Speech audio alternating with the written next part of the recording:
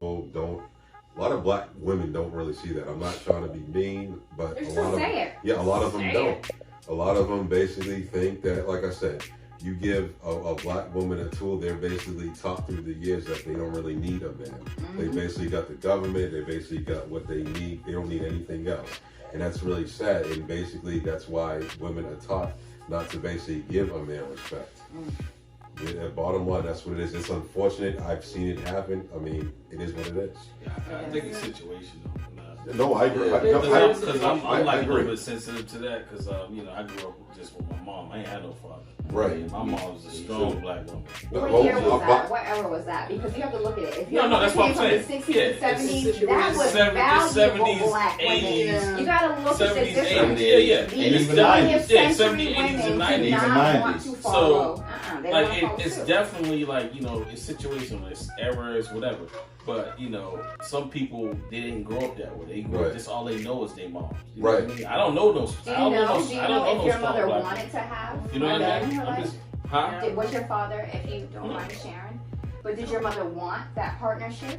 It's not about what she wants. It's what she did for us. You know what I mean? Like, But at the same time, you gotta understand though, and I'm pretty sure you I do. understand the doing. There's a lot of parents, and there's a lot of parents that are taught.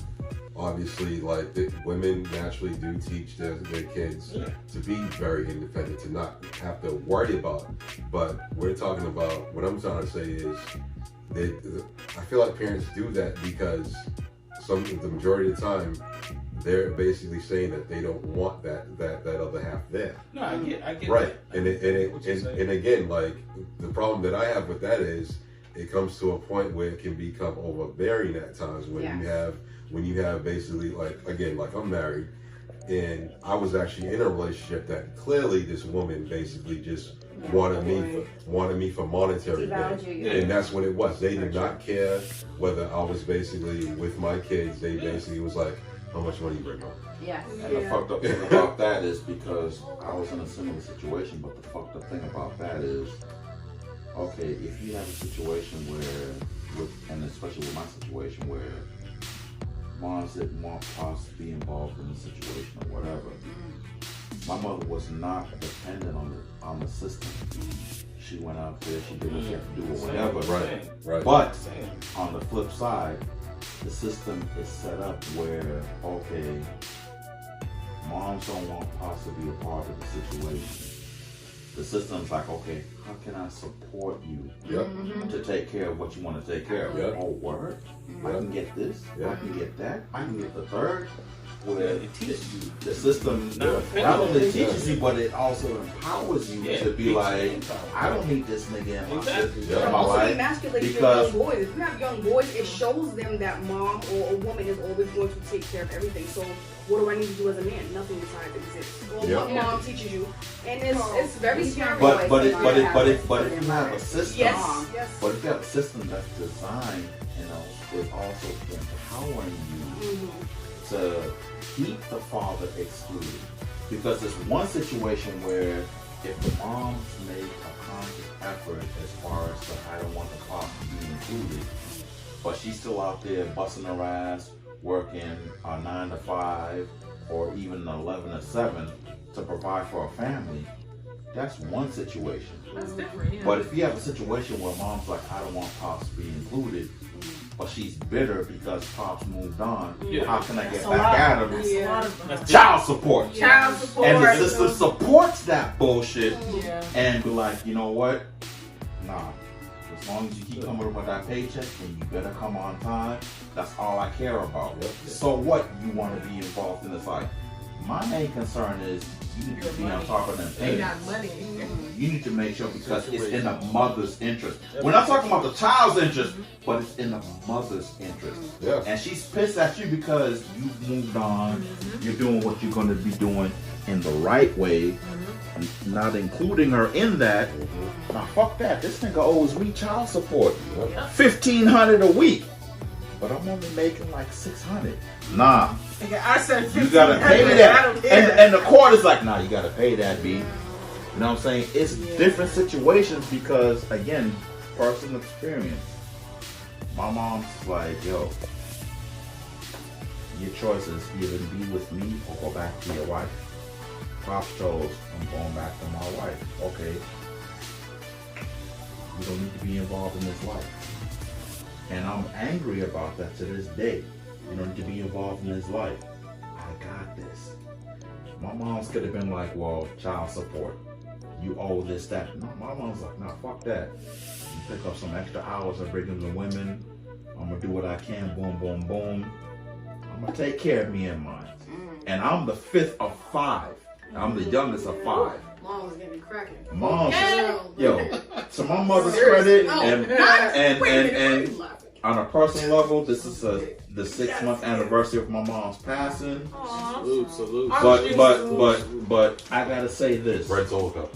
I gotta say this. Moms was moms and pops. Yeah. She held us down without the support of the system or without having to go after the father to get extra support. Yeah, I had to get the fucking food stamp books. Go to the store and buy. Come on, moms. Do I got? Boy, go to the store and buy this thing for me, boy.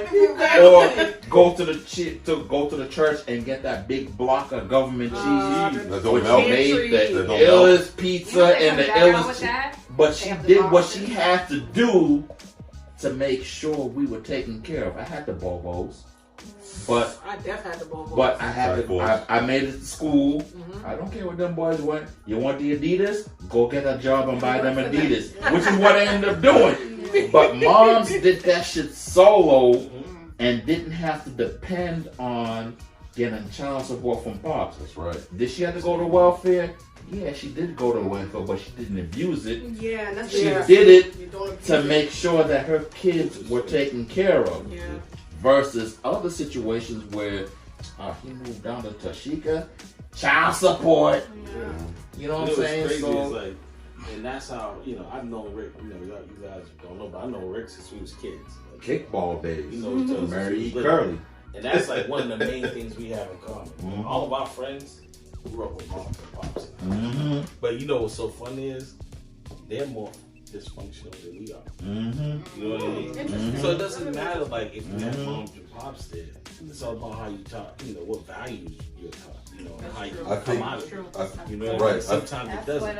I think it all depends what type of parent are you being raised by. Because again, I'm not even trying to bullshit you. Like my mother, I'm just keeping it real. I'm just keeping it real. Like, my mother wasn't the best mother in the world. Like, I keep it real. Like, my grandmother, God rest her soul, when she was younger. Thank you. When she was younger, like I remember, my grandmother basically told me a story. She owned a cleaners on Dorchester Ave, a while back. She for 40 years. And she said the moment my mother basically became like pregnant with me and my brother, she basically had to stop. My mother, not trying to be mean, but my mother basically gave us to my grandmother. And she was like, you know what, I can't take care of them, it is what it is.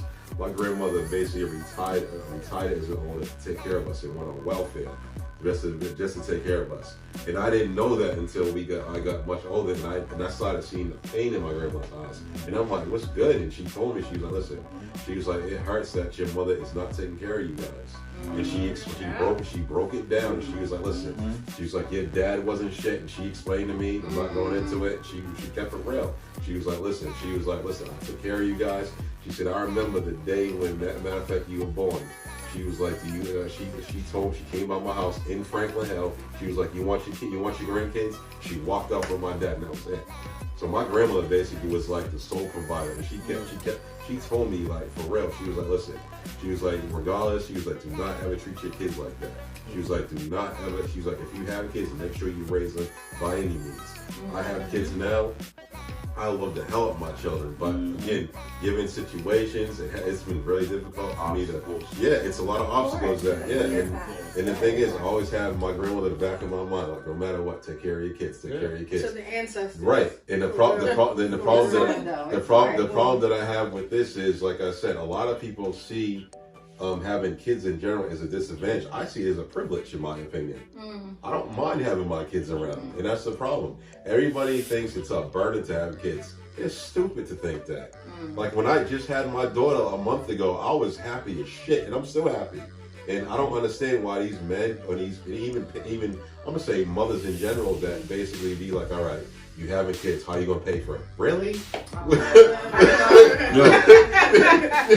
And to speak on his daughter, Miss Paris, she got that perfect jab. Every time you see a picture, she got that perfect jab, yo. Like, yo, you're gonna curse your mom and dad, yo. Yeah. You know what I'm saying? You found a good woman to have. And I admire that. And the thing is, like my older kids, they come by, they see me, they be like, "What's good?" Like, you know, even my son Sean, he is involved. Like, he loves his sister, and it makes sense. Yeah. And the thing is, like, I mean, I have issues with his mother, but again, that's another story. But again, like overall, like I said, I've always had my grandmother back in my mind. He's like, no matter what society tells you, you need to take care of your kids, even if it kills you. She said it doesn't matter what it is. Because it really shapes your kids' lives and their mind frame. And they don't have mom and dad. Like, you know, never mind if mom or dad passed early. It's different. But like for mom and dad to still exist, be close to you, and not want to fuck with you is a different kind of hurt. It's a slippery slope. Yeah, it is a different kind of hurt. To know that you can't call them, they can't call you, and they won't. Parenting is so. I honestly, people do not understand how sensitive parenting is. Like, I don't think people get it. Like, do you see people, men, even like my brother? He's like he's 40. He's damaged because of how he just felt like an outcast in his family. He didn't have a family. He was like, my mother never took care of me, and people would laugh at him to this day. And I'm like, there's nothing wrong with him saying that. Like, I mean, he's hurt by the fact that like his mother really never took the time out to take care of him in general. He still says that. And I'm like, that, and I'm like, to me, I'm good. Like, I'm not mad at that. I'm not mad at all. Like, I know how to take care of my kids. And it was just a bad situation that he got caught up in, and he basically was like, yo, like, I'm hurt. And he was like, I don't know what to do. He was like, I feel lost. If any child has basically has been institutionalized since he was 8 years old, it's a problem. Plain and simple. It's always been a problem with the parents. Again, it starts out with the parents. That's why I felt like, in my opinion, like when you have kids, you need to be mentally and psychologically ready to even have kids. That's just my opinion. That's even before the material, Okay, right? well, The model I'm gonna have to be to- material. And they don't even Just be have to ready. disagree on one thing Okay, because okay. of post-traumatic stress. As a mother with a 20-year-old, 21, about to be, you Yeah. can help me Yeah. here. Right. We She's get in her up there. last year. She just scared me this morning. She said she's in her last year. And I'm going to be honest with you. I dealt with post-traumatic stress with each kid. I had my daughter when I was 15 or 16. 16, by the way. And I was raised with both parents. Yeah, my father went to jail, but my mother, who was still the head of the household, somewhat until my dad came back, always made sure he had a place. For me, when I had my daughter, time was different. So I feel like when I was having her, the stresses of the world were hitting me so hard because I felt like I could never be or as good enough as my parents. Now that I see her and I talked to her just the other day, she was like, Mom, I need your help because I need to be better than what you were. So I need you in my life. That hurt me. That hurt me. And I'm going to be honest with you guys, as well as the audience. I shut down on her. I am so to the point in my own depression.